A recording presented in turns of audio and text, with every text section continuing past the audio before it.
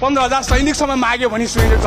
अब यी दलालहरूले सैनिक पठाउने निर्णय गर्यो भने, नेपालको सैनिक पठाउने निर्णय गर्यो भने त्यो मन्त्री परिषदमा, त्यो सुरक्षा परिषदमा त्यो राष्ट्रपतिलाई अब नेपाली जनताले गोर्खेलो निकालेर थप्काउनु पर्छ साथीहरू, हो कि होइन? हामी युद्धमा भर्ने हो साथीहरू?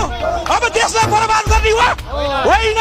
अब यिनीहरूलाई थप्काउनु पर्छ, किनभने राजा भए भने त यो सम्भावना थिएन। भोलि त्यो पाकिस्तान र भारतको युद्धमा आज भोलि रक्षा पनि तानिन्छ, भोलि चाइना पनि तानिन्छ, अनि चाइना पनि तानिँदाखेरि चाइनाले मेरोपट्टि लाग भन्दाखेरि अनि यी दलालहरू कतापट्टि लाग्छन् त्यो बेला अब नेपाली जनताले हेर्न बाँकी छ। यदि अब चाइना पनि संलग्न भयो भने अब तपाईँ हामी चाइनापट्टि लाग्ने कि भारतपट्टि लाग्ने कि पाकिस्तानपट्टि लाग्ने कि अमेरिकापट्टि लाग्ने कि आफ्नो देश बचाउने को लागि यहाँका दलालहरूलाई थप्काउनेतिर लाग्ने अब निर्णय गर्ने बेला भइसकेको छ, हो कि साथीहरू? अब यो निर्णय गर्ने बेला भइसकेको छ।